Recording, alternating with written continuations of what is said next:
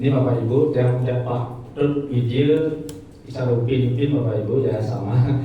Yang kebetulan sengaja kami nonton banyak gantengan deh Bapak Ibu. Yang adanya yang dari Buleleng Bapak Ibu. Yang Bulldog. Yang Musuh Biu. Dari Buleleng Musuh Biu tapi sampun KTP Reng Kelungkung. Kayak KTP Kelungkung tinggal di Kelungkung Gede Bolot di Kelungkung ya. Kemudian istri yang sama seperti Bapak Ibu asalnya dari Tabanan jadi guru di Kelungkung SMA 20. Jadi dia seperti bis malam Bapak Ibu, beleng-beleng, moyong di Kelungkung, nyongkuna di Tabanan, menggai di Denpasar, masih kawitan sakit Pak. Nah seperti itu ya. Yang awalnya tahun 2002 itu di LPMP diangkat Bapak Ibu, dan baru CPNS 2002, di LPMP sekarang menjadi BPMP yang jalan. Tahun 2022 yang pindah ke Balai Guru Penggerak dulu namanya Balai Guru Penggerak. Makin mengentos menjadi Balai GTK, Balai Guru dan Tenaga Kependidikan. Kenapa? Karena orang dari Lawasan asal komisi penggerak Mas Menteri bersih setuju Balai Guru Penggerak gantinya ada menjadi Balai GTK seperti itu. Balai Guru. Kalian masih yang menjadi gurunya Upin Bapak Ibu di sawah. Muridnya sing ngebok, gurunya harus ngebok seperti itu. Kita pernah bertugas di Malaysia selama 3 tahun, begitu bekerja di LPMP, ikut seleksi ngajen panak-panak TKI di Malaysia 2009 sampai 2012. Malaysia itu aja abadnya Bapak Ibu. Masih lah kerja kita ribuan di sana, di ladang-ladang kelapa sawit itu. Masih lah KTP Malaysia orang tuanya, sehingga di panaknya masuk di sana. Si kita di sana anak kerja kita dibodohkan. Jadi masih orang tuanya lah inisiatif mau recalis itu dan jamu dahulu anaknya begitu. Jadi itulah didatangkanlah kami guru-guru dari Indonesia mengajar di tengah-tengah ladang kelapa sawit. Maksudnya di kompleks sawit ya, karena yang pemilik ladang sawit itu bukan 10 hektar tapi ratusan hektar bahkan sampai ribuan hektar sampai lah pabrik minyak di dalam. Rumah-rumah pekerja itu kan penduduk pekerjanya itu dibuatkan desa kampung. Kita di sana dikasih rumah, dikasih sekolah, itu dikelola untuk khusus anak-anak TKI. Ya, pada saat itu masih boleh PNS-nya kita.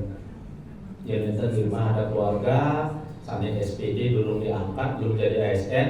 Kalau mempunyai jiwa merantau, ayo ke sana. Setiap 3 tahun wajib berganti guru di sana.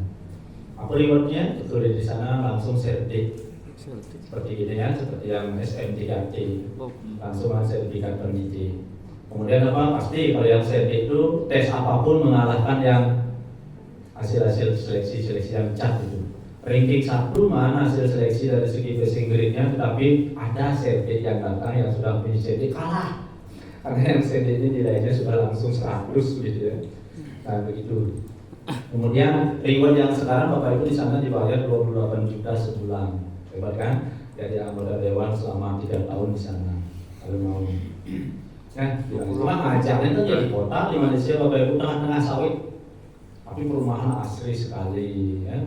Tapi tugas kita mengajar anak-anak TKI, tetapi hidup di sana Bapak Ibu hanya gampang, hanya tinggal membeli beras saja. Karena yang namanya lauk pauk berkeliaran di alam bebas. Apalagi bawa sapu, babi hutan itu ya. Mengajar dikasih rumah bagus, yang istirahat siangnya itu bercucuk, udah cucuk jelek sampai dadong jelek karena dia ada gubuk sampai rumah itu. Ukurnya boleh sambil mencaling sampai yang pucetnya ada karena dia ada gubuk, ternyata babi hutan. Itu bahkan di sana disayembarakan. Dia bidang ambil potongan kepala babi, ngedengan ajak pemilik ladang sawit dibayar pada saat itu 300.000 rupiah kalau dirupiahkan. Karena dia berusaha, ya. Biji-biji sawit dan belum mestinya dipungut oleh anak-anak untuk dijadikan minyak, misalnya cara ngorek lah istilahnya, di sana dimakan oleh babi. Itu makanya berusaha. Teman-teman Muslim pasti hanya mengedengan kepalanya saja, setelah itu dibuang. Kebetulan kita bergaul dengan pekerja yang dari NTT yang sama-sama seperti kita makan babi. Nah dari sana tinggal ngasih kode aja. Cikgu gimana? Habis. Jadi pokok punya nggak tampil apa? Celeng yang sudah jadi. Cikgu kita panggil cikgu di sana ya seperti itu. Cik guru sih katanya. Biar mengenai dipanggil cikgu. Saya ada kalau pekerja lalu makcik. Kalau gurunya dia pasti cikgu. Nah itu istilah kita. Nah, itu sedikit pengalaman ya Bapak Ibu ya. Nanti kalau ada yang berkenan mempunyai keluarga, malah jiwa merantau silakan. Nanti ya di web-webnya GTK bulan berapa tahun berapa berganti guru di Malaysia. Beda misalnya ya. Kalau mungkin ini bukan kenangan terajak mau perahu, saya ikut seleksi lulus jadi mulai dengan 2 bulannya baru. Nah itu istilahnya. Nah itu sepintas ya Bapak Ibu ya, perkenalan jam. Kita adalah satu keluarga karena kita sama-sama satu dirjen GTK, guru dan tenaga kependidikan. Atasan kita namanya Bu Gunung, kita sama. Kalau BPMP itu lain dirjennya, yang jalan dulu LPMP sekarang BPMP. Rumah yang pertama ini. Jadi dirjennya adalah Dirjen Paudasmen namanya. Tugasnya dia tidak boleh semestinya ngasih diklat-diklat workshop seperti ini ke guru. Tema ini masalah litno, merapot pendidikan, makanan bergizi, gizi bergizi, atau makan bergizi. Makan bergizi gratis yang itu untuk BPMP seharusnya mempunyai kewenangan. Lebih kurang seperti itu. Baik, kita lanjut tentang ini. Pembelajaran mendalam. Mungkin awal-awalnya Bapak Ibu sering mendengar istilah deep learning. Nah, deep learning. Kurikulumnya jadi ada pul gitu kan? Ada meaningful, joyful. Nah, sementara sekarang saat ini untuk deep learningnya, ampunan Bapak Ibu menyebut deep learning. Berterjemah menjadi pembelajaran mendalam. Isi pada deep learning masuk ke bagian daripada pembelajaran mendalam. Yang deep learning itu isinya cuma clue, ya, berkesadaran, bermakna menggembirakan, atau meaningful, joyful. Yang di pembelajaran mendalam itu isinya pak salah satunya pul yang tadi. Ya, itu lebih kurang ya pembelajaran mendalam. Makanya sebentar pada saat kita mengakhiri modul ajar itu yang akan kita garap. Karena semuanya tren sekarang dari kementerian adalah PM dan KKA. KKA itu adalah coding dan kecerdasan artifisial. Sekarang sedang jalan di diklatnya. Mungkin ada di sekolah Bapak Ibu yang ikut. Sekolah-sekolah yang menerima pos kinerja, YDSD 22 juta, PIS 22 juta ini dipakai untuk 3 hal ini, PM, coding dan kecerdasan artifisial. Sehingga ada yang mengerjakan khusus sampai itu. Untuk KKA itu khusus dilatih oleh, untuk di Bali ada 5 pemenang tendernya nih, Unbiksa, Universitas Mahadewa, PGRI-nya, sama akademi Dirnon ada 1 swasta, kemudian Universitas di Banten 1, di Jakarta 1. Itu yang khusus menangani coding dan KA di Bali. Kami di BGTK khusus di PM-nya saja. Ya, pembelajaran mendalam seperti itu. Itu lebih kurang ya Bapak Ibu informasinya. Nah ini alasannya kenapa sih pembelajaran mendalam itu diadakan. Dulu kurikulum Merdeka itu banyak dikritisi karena anak-anak itu selalu terlena, selalu dimerdekakan, sehingga sangat rendah dengan namanya konsep. Ya, dari segi konsep sangat nut anak-anak kita. Kemudian setelah dites bisa, posisi kita tahun 2022 seperti ini. Membaca matematik dan sains di atas 99% masih rendah. Di atas, kita itu kan selalu menduduki peringkat 5 besar dari bawah, gitu kan? Karena kita wilayah kita Sabang Merauke, Bapak Ibu, ya, Jawa sangat timpang antara pendidikan di timur sana dengan yang ke barat. Kemudian di Papua membacanya belum lancar. Di tempat di Sritiang ada di SMA 2 Semarapura 27 ada murid Papua. Kemudian putak-putak, bawa ini keriting, sih aja mulai SMA itu yang di bawah UN misalnya, ujian nasional gitu misalnya ya. Dengan tes PISA pun ini kan sampel, jadi gitu ya. Kemudian hanya kurang dari 1% yang sudah bisa menjawab dengan level 4 sampai 6. Level 4 sampai 6 dulu kalau ditaksonomi dulu apa? Analisis, mengevaluasi, mencipta. Jadi yang hot itu, ya. Jadi ini latar belakang kenapa anak-anak kita sekarang di sekolah satuan pendidikan dulu dibelajarkan dengan pembelajaran mendalam. Tuh malu-mani, ini namanya mani berganti menteri siap-siap ini Bapak Ibu. Kita juga Bapak Ibu berkepal dengan namanya perubahan. Lain dengan dulu, mungkin Bapak Ibu yang senior, yang seusia dengan dia merasakan kurikulum 75 dulu kan saja nih kemarin.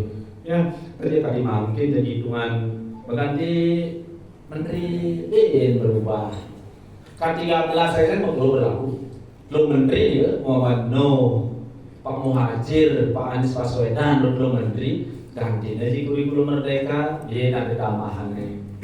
Mare, angkat jam kurikulum Mare tekan istilahnya kurikulum Mare, nama kurikulum Merdeka. Oke, ini pembelajaran diferensiasi. Oke, ini belum ganti jadi pembelajaran mendalam isinya. Seperti itu ya. Walaupun sama arahnya. Ini ya Bapak Ibu. Nah, ini alasan kenapa kurikulum Merdeka diganti karena begini anak-anak kita, istilahnya guru itu masih mendominasi kelas dalam berteori, dalam hal ceramah itu. Sekarang sebenarnya kan tidak diharapkan guru itu berdiri menawas, bahkan murid melakukan sendiri. Tugas guru mendampingi itu sebenarnya kan. Mungkin tugas guru ini ketiga fungsinya: aktivator, kolaborator, dan pengembang budaya sekolah. Ya, diharapkan oleh pembelajaran mendalam begini. Kalau anak-anak mengalami sendiri apa permasalahan yang guru kasih, akan lama ingat di benaknya.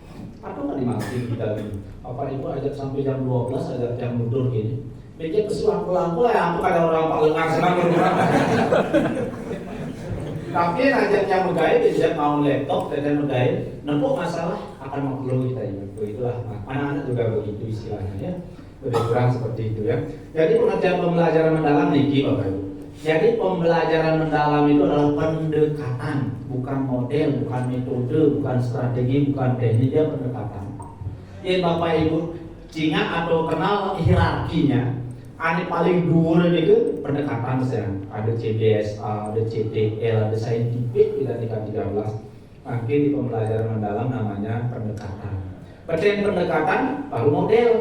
Jigsaw, serta query, discovery, apalagi PJBL, problem based learning, in bermodel, malah ya langkah-langkah, step-step, bermodel namanya. Pendekatannya dulu kita tetapkan, pendekatannya pembelajaran mendalam. Begitu model apa lah karena mengajian video apa? Kita menggunakan inquiry learning, penemuan, muridin, penelitian dan sebagainya. Benang pendekatan dengan model itu baru tetapkan metode. Pertanyaan model itu metode apa? Ceramah, diskusi, tanya jawab, penugasan, atau apa itu metode. Nah, begitu paling ujung namanya teknik atau strategi. Itu paling ujung. Dengan serinya apa? Mungkin apa demonstrasi kerja dan sebagainya, menggunakan alat olah apa dan soal simulasi, ya, itu namanya teknik. Itu lebih kurangnya. Jadi untuk penciptaan suasana belajar dan proses pembelajaran yang full itu berkesabaran, bermakna, menggembirakan. In bahasa Inggrisnya meaningful, joyful.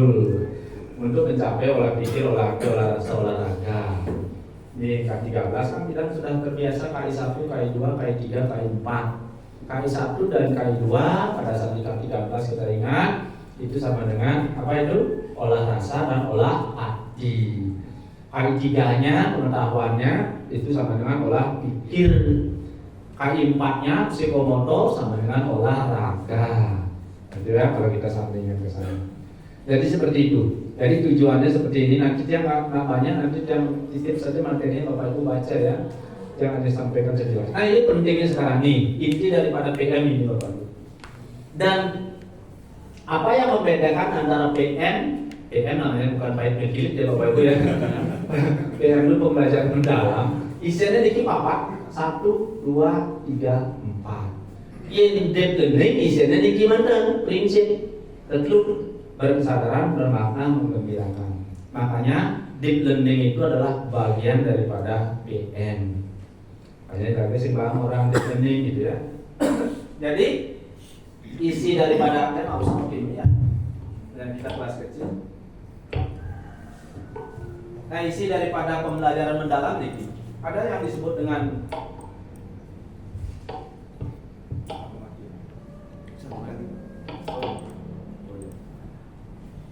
kerangka pembelajaran mendalam. Isinya papat. Pertama disebut dengan kerangka pembelajaran, yang kedua namanya pengalaman belajar, yang ketiga prinsip, dan yang keempat DPL, dimensi profil lulusan, penggantinya daripada dimensi profil pelajar Pancasila.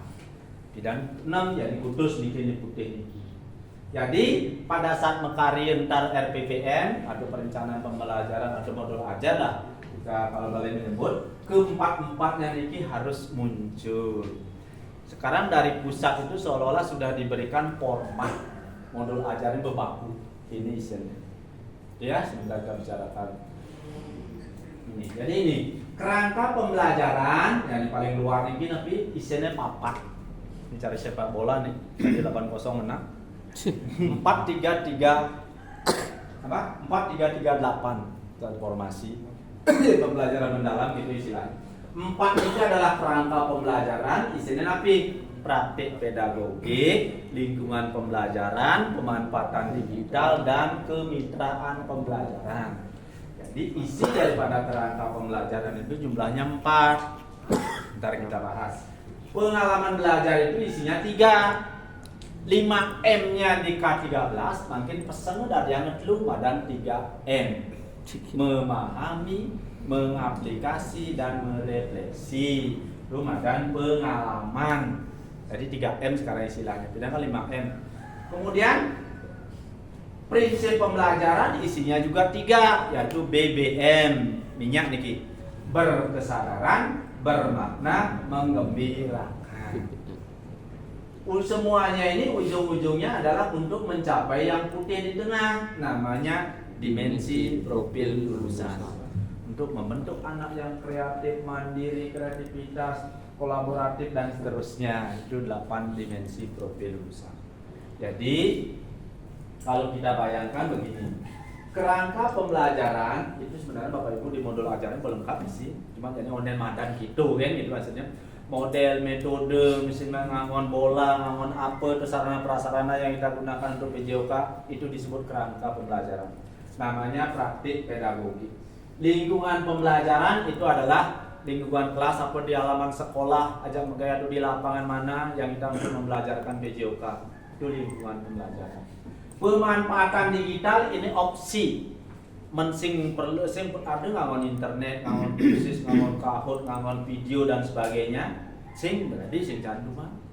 Ya opsi itu ya. Termasuk juga sekolah-sekolah yang tidak terjangkau internet. Boleh tidak mencantumkan ini. Ya, Bapak Ibu kan sesekali pasti pernah menayangkan video tentang permainan bola atau apa. Itu berarti ada pemanfaatan digital. Link YouTube, video, gamifikasi apapun. Itu namanya pemanfaatan digital. Kemitraan pembelajaran ini adalah kerjasama antara sesama guru mapel PJOK, saling amati, membantu temannya, saling membantu dalam proses pembelajaran. 2 opsi di sini, kemitraan dan pemanfaatan digital.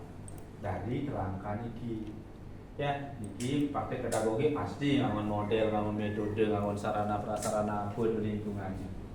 Dan ya, kemudian setelah kita menetapkan alat, sarana, model, metodenya itu, kita terapkan di lapangan atau di kelas dengan proses, dengan pengalaman.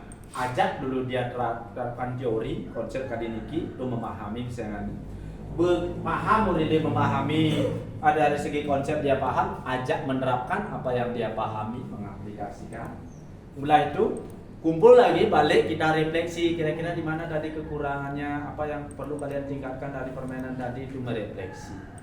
Dalam proses 3 ini, memahami, aplikasi dan merefleksi dibungkus dengan suasana berkesadaran, bermakna, menggembirakan. Muridnya sadar, ajak main passing volley atau passing bola, nendang bola untuk apa? Dia sadar aja pelajaran itu, amun gendeng pelajaran ini. Lain dengan kita dulu, mungkin masa-masa sekolah ngelajarin sinus, tangan, kotangan dan sebagainya. Amun gendeng sing tawang beda, yang penting hafal gitu dulu ya. Macam-macam seusia dia lah dulu. Bahasa Inggris juga begitu, 18 tenses sudah gak hafal lah. Semua tenses hafal itu, misalnya shall, will, misi ngawal ide, misi ing dan sebagainya. Tapi begitu tepuk tulis, sing balik ngomong. Ngomongnya present continuous satu citra atau serwil alah aja pedagang lebih ke mati. Sure, buy me gitu. Beli saya alah begitu, karena kita dulu nggak paham untuk apa sih kita mempelajari 18 tenses, tapi pada saat action kita kurang. Jadi itu ya, itu lebih kurang. Jadi pengalaman belajar dan prinsip pembelajaran ini nanti muncul di kegiatan pembelajaran. Kegiatan pembelajaran apa isinya? Kegiatan awal, kegiatan inti, kegiatan penutup. Itu mencelat itu bukan akronim. Kita bicarakan ya. Kemudian dimensi profil lulusan muncul di awal. Jadi ini lebih kurang kerangka daripada pembelajaran mendalam kadirode begini. Terus memahami, mengaplikasikan nama refleksi ini kan mendaging tanah panah. Coba lihat Bapak Ibu, itu berarti dia seperti siklus roda. Tidak harus dalam setiap pembelajaran habis ketiga-tiganya. Bisa saja pembelajaran itu olahraga hanya 2 jam, 35 kali 2 hanya 70 menit ya misalnya. Belum habis mareng menerangkan teori kan, teknik cara dribbling begini, cara passing seperti ini udah habis waktunya. Berarti baru tahap pertemuan berikutnya mengajak mengaplikasikan, nyoba apa teori yang sudah dipahami. Atau mungkin di pertemuan kedua mengaplikasi atau langsung merefleksi, tapi tetap dalam tujuan yang sama. Teknik bermain bola voli itu misalnya. Kalau berganti tujuan, dia tujuanmu ajak manusia memahami, mengaplikasi, merefleksi. Jadi seperti itu gambarannya. Kenapa di sini disebut siklus yang bergulir seperti ini ya. Pada KD5M dan kan tidak harus anak-anak itu langsung diajak mengingat. Apa? Pertama apa ya? Mengingat ya? Apa? Yang pertama apa itu? Masih ingat ya? Menanya yang kedua. Apa ya? Yang pertama ya? Menalar. Yang kedua nih, yang ketiga mengingat, menanya, mengumpulkan data, atau menalar, kemudian mengaplikasi, sampai yang terakhir mengasosiasi sampai tadi mencipta kan itu kan? Untuk apa? Mengomunikasikan itu DM. Nah sekarang ini juga sama. Nah 4 kerangka pembelajaran mendalam niki. Kenapa yang disebut dengan praktik pedagogik niki Bapak Ibu? Pendekatan, model, metode, teknik yang digunakan, gaya mengajar guru itu termasuk praktik pedagogi. Otoriter, fasilitatif, demonstratif, naratif, reflektif itu misalnya. Manajemen kelas, apakah ngomong kelas atau di lapangan itu praktik pedagogi. Kemudian asesmen yang digunakan untuk menilai murid termasuk praktik pedagogi. Apakah observasi, kuis, rubrik, penilaian atau apa? Itu termasuk disebut dengan kerangkanya pusang kulit kayu ini paling sisinya. Yang kedua, yang kedua ada lingkungan pembelajaran. Apa yang dimaksud?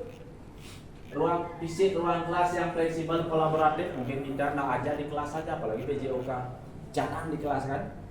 Mungkin hanya sekilas pada saat memang teori bedik kan di kelas. Kadang-kadang di lapangan diajak membaris, kita jelaskan teknik, langkah-langkah ini kan.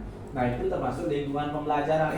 Display karya proses berpikir siswa nih kalau perlu ya. Keterhubungan dunia nyata, Anggen belajarin sepak bola itu misalnya ini. Kita kasih ilustrasi. Cristiano Ronaldo nggak perlu kuliah, nana. Sekarang dia menjadi triliunnya, gitu kan? Sing perlu ya kuliah, tapi ya, memang dia skillnya tuh dia pahami betul dari kecil dia senang bermain bola. Nah, itulah tidak ilustrasikan seperti itu. Keterhubungan dengan dunia nyata.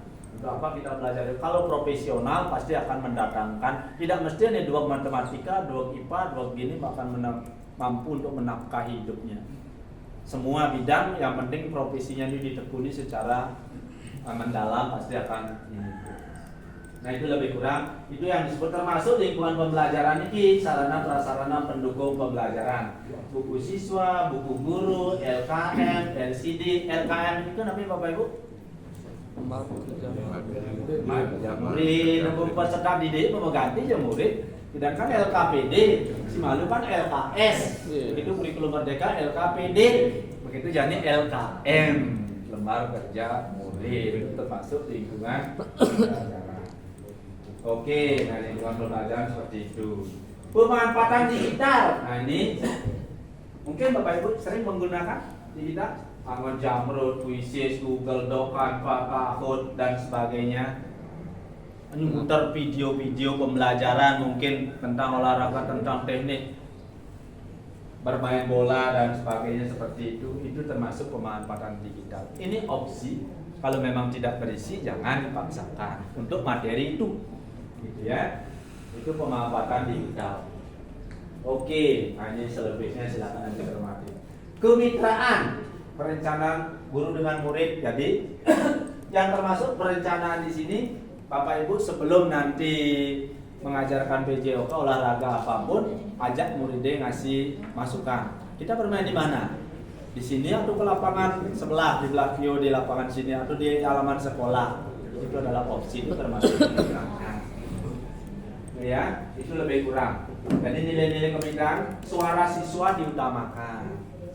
Kemudian peran setara guru dan murid bersama-sama menyusun kolaborasi sejajar, guru pendamping bukan mengarahkan satu arah. Itu lebih kurang definisi daripada kemitraan yang terjadi. Kemudian yang ketiga namanya pengalaman. Nah, pengalaman itu memahami, mengaplikasi dan merefleksi. Ini jenis-jenisnya. Memahami itu ada 3 jenis pengetahuan. Mengaplikasikan adalah pendalaman dari pengetahuan yang sudah kita kuasai, dan ini merefleksi adalah regulasi diri, memotret diri apa sih kelemahan, kekurangan dari yang sudah kita lakukan tadi. Ini pengertiannya Bapak Ibu. Ya.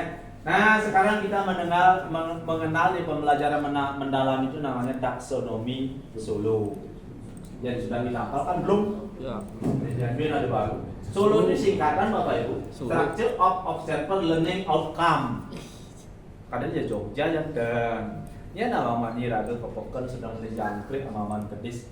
Bu, Pak Nawang taksonomi Solo Pak. Mal kayak bisa orang. Oh, kan. Pak Lengar tuh lah ada orang. Ada yang makan taksonomi Solo di sini lebih 1, 2, 3, 4, 5. Ya. Niki KKO-nya Solo nih. KKO-nya belum kan, itu kotak-kotak. Yang belum apa? C1, C2, C3 sampai C6. C1 apa? Nah, C2 memahami, C3 menerapkan, C4 menganalisis, C5 mengevaluasi, C6 mencipta atau membuat, mengcreate. Itu ya. Jadi yang Solo dibandingkan dengan ketiganya, nah niki sekadar untuk diketahui ya. Di pengalaman pembelajaran mendalam ada 3M. Jadi kan di pembelajaran mendalam 3M. Memahami, aplikasi, merefleksi. Proses memahami di pembelajaran mendalam dikaitkan dengan Solo, dia berada di Solo 2 dan Solo 3. Yaitu apa? Uni dan multi. Dikaitkan dengan belum, memahami ini sama dengan C1 dan C2. Perbandingannya seperti itu. Mengaplikasikan di pembelajaran mendalam sama dengan keempatnya Solo, relasional namanya, dan sama dengan C3 dan C4 kalau di belum. Itu sekadar untuk Bapak Ibu paham kata-katanya ya. Oke, 3 prinsip. Nah, ini sekarang berkesadaran bermakna menggembirakan. Yang disebut dengan berkesadaran, murid itu belajar PJOK dia untuk apa belajar? Kegunaannya mani untuk apa? Itu namanya berkesadaran ya. Kemudian murid sadar akan tujuan belajar, termotivasi secara intrinsik, semangat ya, yang yakin mau PJOK dia pasti demen anak-anak ajak pesu begini kan. Ya. Yang di kelas pasti yang diajak di kini ya pasti girang ya, apalagi diajak langsung prakteknya. Jadi dan mampu meregulasi proses belajaran sendiri itu ya. Nyaman belajar, fokus, terbuka, rasa ingin tahu itu termasuk berkesadaran. Bermakna, nih kaitannya dengan dunia berikutnya. Pembelajaran dapat diaplikasikan dalam konteks nyata dan relevan. Seperti kita menerangkan teori PJOK, menjelaskan tentang jenis-jenis permainan yang tidak ada di Indonesia, menghayal murid dan misalnya apa? Baseball. Iya ada baseball, coba di TV nya kan? Pernah kesana baseball? Ada. Praktek anak-anak? Ada. Oh kebetulan kalau ada nggak masalah. Iya, saya ada bola nih kan cara buah coklat itu kan? Daun itu, dan itu baseball namanya. Iya. Ini saling membulat apa kan ya? Rugby. Apa rapi gitu ya? Itu bakal jelasan muridnya menghayal betul apa di TV ya. Tentu nggak bolanya rebut mengguling-guling biar mengeples tuan biar rebut gitu. Jadi itu namanya belum namanya bermakna karena murid yang kayak nempuk kenyataan keseharian melakukan itu. Ya, nah itu pengertiannya menggembirakan. Tidak harus murid itu banyak diberikan ice breaking, ajak bercanda dan itu mungkin itu salah satu. Asal yang antusias, girang, tepuk beliaknya aja melakukan kegiatan permainan atau olahraga itu tuh termasuk proses menggembirakan. Pasti dia olahraga. Ya, proses ini pasti. Nah, itu istilahnya ya. suasana belajar menyenangkan, motivasi menunjukkan dasar rasa senang, aman, diterima, dihargai, canda seperti itu. Itulah yang maksudnya. Itu yang maksud memberi kesadaran seperti ini maksudnya, ya. Nanti kalau Bapak Ibu ikut seleksi tes apapun, ini dipegang konsepnya. Membuat soal banyak sekali yang muncul. Cerdas didik memahami tujuan materi pembelajaran, termasuk prinsip pembelajaran apakah di pembelajaran mendalam, ya, baru kesadaran. Kalau menggembirakan ini tercapainya keberhasilan belajar yang disebut dengan aha moment. Ternyata pada saat studi belajar, aha bangun tuh pembelajaran mendalam, halus kecil gak ini, ada surprise istilahnya itu namanya menggembirakan. Kirang ya gitu ya, lebih kurang seperti itu. Ya, nah ini silakan nanti. 8 dimensi profil lulusan. Ini penggantinya daripada dimensi profil pelajar Pancasila. keimanan, kewargaan, jadi bidang adanya niki berkebinekaan global. Karakteristik patuh, di kreativitas patuh aja di dimensi kolaborasi di bidang gotong royong, di dimensi ini gotong royong. Kemandirian masih, nah ini tambahnya lagi 2, kesehatan dan komunikasi.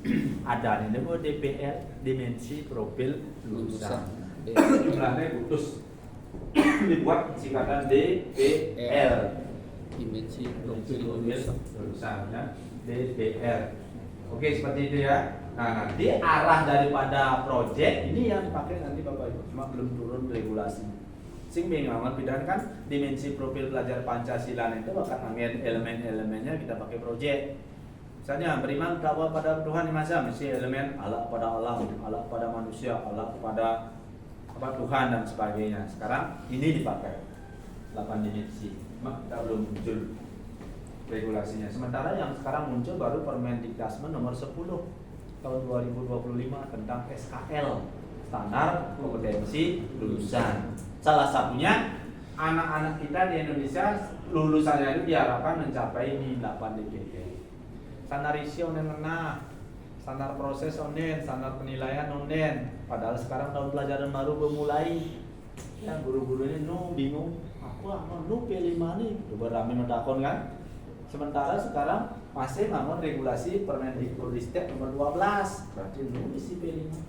Tapi malu, tapi dia rencana ini malu akan mengganti kasih bocor nanti. Dia suka angin malu. Di KSP-nya nanti akan berubah dengan sendirinya. Tinggal menunggu. Tadi simpulannya itu seperti ini ya. Jadi itu secara konsep Bapak Ibu gede yang akan sampaikan. Nah, ini kata-kata bijak dari kementerian kita.